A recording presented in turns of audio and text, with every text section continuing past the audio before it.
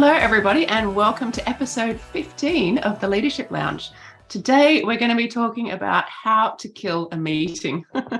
We thought this would be a really relevant topic for our leaders out there because, since the start of COVID in particular, there has been such an influx of meetings in the workplace. And you can understand this because people are trying to bring remote teams together. We're trying to share information. So previously, maybe when we all sat together in the office, you could just yell at someone over the partition or pull someone into a meeting room for 5 minutes and get a quick rundown, pop back in, even hear your colleagues on the phone and get hints and tips for what was going on with clients. That information was all about you all the time. And now it's just a little bit more difficult to come across. So is the solution having more meetings? Probably not. Meetings are supposed to be effective and creative and there to make decisions or to learn or to even bond with team members. But so often we're having meetings now for meeting's sake. So how, as a leader, do we make sure that these meetings are effective, creative, and safe? So those are three of the most important things that we should be looking at as a leader. And I was 17 years in corporate, so I've run a lot of meetings as a leader, and I've experienced a lot of leadership meetings as well. And I guess for me, one of the most important things was information sharing. So I really felt that it was a leader's role to get that information from above, like to make sure that they're connected with all the different parts of the organization, all of the different managers, and really truthfully and vulnerably, as much as possible, share that information with the team so that the team knows where they stand in the organization, that the organization is relying on them. They think about them, they talk about them, what they're doing really matters. And that is one of the key things for engagement in an organization. What have you guys seen in organizations, in meetings, for instance? I think I'll probably even take a step back, and even before going to, what I've seen in the meetings, I would say, how many times do you actually stop and wonder what the purpose of the meeting is? We think about, we need to discuss this. And then you put in a meeting and you invite 10 people and 5 people optional. So I think that before we even do that, take a step back and see, can this information be shared over an email? Is it more about ensuring that there's an attachment and there are clear instructions on what needs to be done, right? It might take you 10 minutes to read that note, but it's done, right? And there isn't a group of people who get in for half an hour, and then because there are 15 people in it, it's still not enough, and then you're rescheduling another meeting. Like, can that be avoided? So I think it's about what is the purpose, and once you understand what the purpose is, you'll quickly understand whether a meeting is required or is it another medium of communication. So I think that's a big one for me. I don't know. Sophia, what do you think? Yeah, when you talk about that, it makes me think about really this thing about how many do actually need to be in the meeting and who needs to be in the meeting. When I coach leaders, I often realize how they are running from one meeting to the other, and they are so busy and they don't have time to take care of their teams. And then you ask them, do you have to be in this meeting, or could somebody from your team go to that meeting? And they're like, oh yeah, they can do that. But they didn't really think about it because they were invited.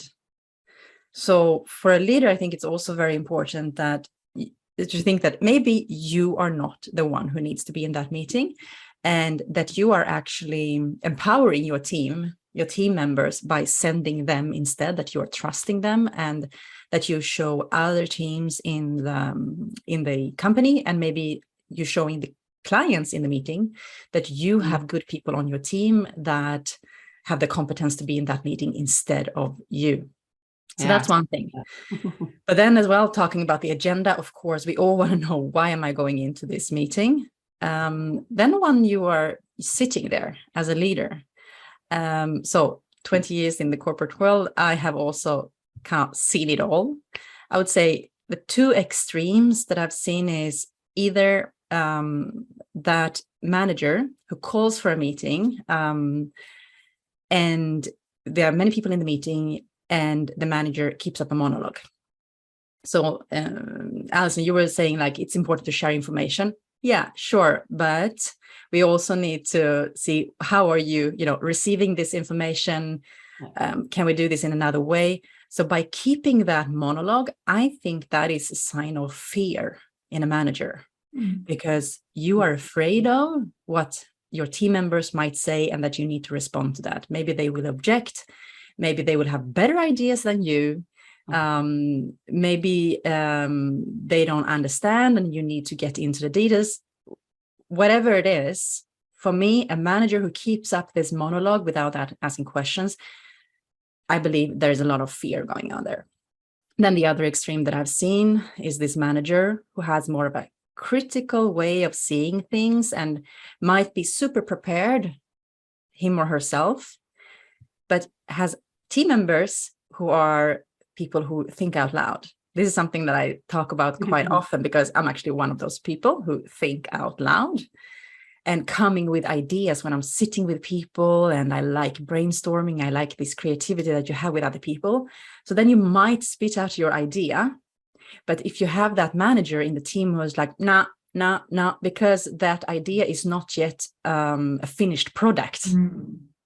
That is something that I have experienced, and I know a lot of people suffer under that, having that person leading a meeting who is not willing to listen and see where we can bring ideas and input and suggestions. So, but what kind of leader do we want to have in the meeting? Who is helping team members grow? Yeah. Sorry, can I add something here? So this is something really interesting.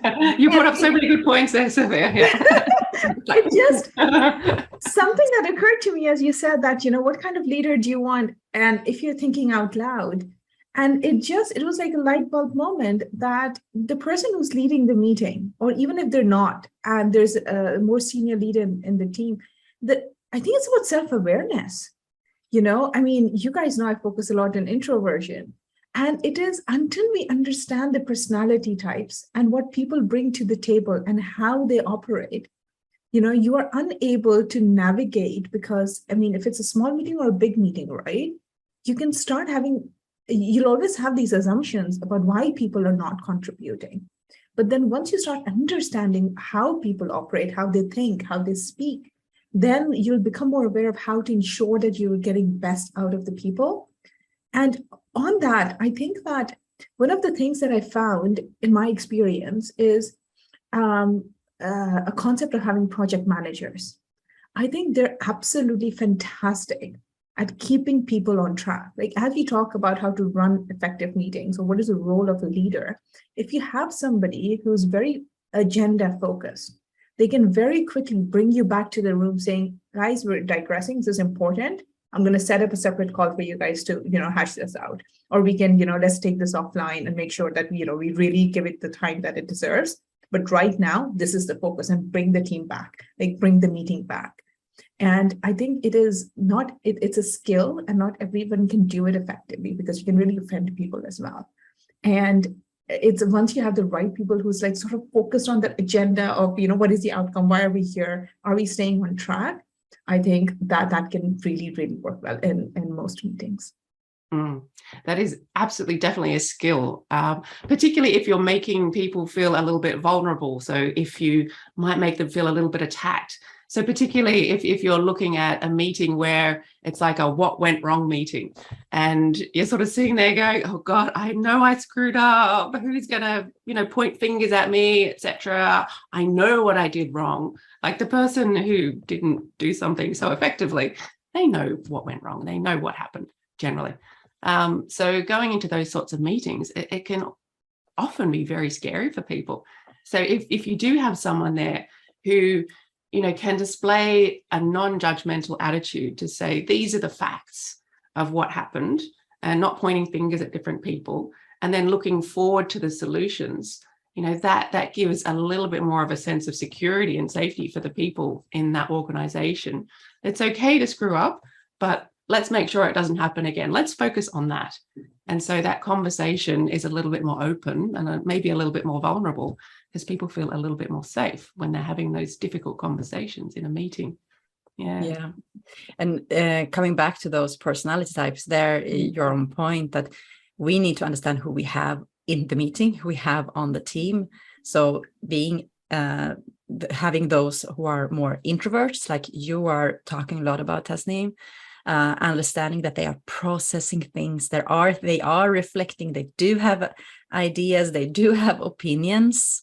They have a lot of information and thoughts that are valuable to you, but you need to ask them, and you need to sometimes pull that out of them, and sometimes that might need to happen outside of the meeting.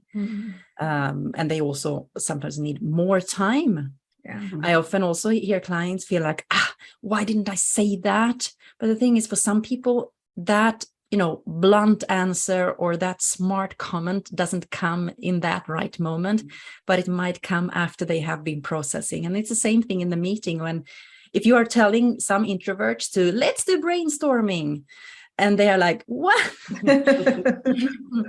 I don't do brainstorming, but let me come back tomorrow.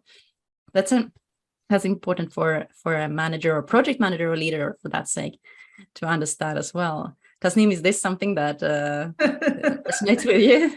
I'm just thinking, I cannot tell you how many times, when I'm coaching people or I'm talking to people who are visibly introverts, they're like, I'm not even done processing it, and they move on, and I didn't get my chance to say what I wanted to do. It is such a standard comment or a reflection that I get from my clients, and I go like, oh my goodness, like you need to ensure that the right people in your team know how you think, even if they haven't asked for it. And once they know, then they can create a space for you to ensure that you have time for reflection and you can contribute. And I mean, we can go into many strategies of how to ensure people have different inputs. But yes, the number of times that they say that I wasn't even done processing my thought and they moved on. And you're like, well, you're a senior, valuable person in the team. You should have had to say, let's find strategies to ensure you say it afterwards. So and this reminds us as well that it's so important then to have an agenda, because some people might not at all be able to have a meeting just off the cuff. They're like, oh, are we going to talk about that? Agendas are important. Do you want to add something, Alison, before I wrap this up? Yeah, I mean, I'd just say that, being a leader, you're not expected to have all the answers. You're absolutely, like some leaders who do monologues maybe think that it's their duty as a leader to have all the answers, but that's absolutely not the case. You hire these brilliant people for their input, for their creativity, for their ideas, and for their experience.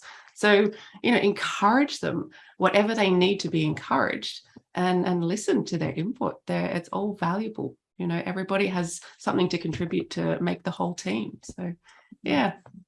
Yeah. So for all of you who joined us today, we hope that you picked up something that gives you some ideas on improving the way you are running meetings. And maybe also we will bring some awareness to you of who you are in the meeting and who you want to be as a leader or project manager to one meeting. So the things that we heard were you need to listen, invite all personalities, all behavioral styles or communication styles to feel safe in the meeting, and that maybe everything is not going to be said in that particular time slot, but things can also come after. So safety, creativity, and effectiveness are the things that we want to see in meetings, and don't have too many or too long. Nobody likes it. So by that, we would like to wrap this up, and we are looking forward to see you again next time. And please comment, ask us questions, and share if you like this episode. See you soon. Bye. Bye. Bye.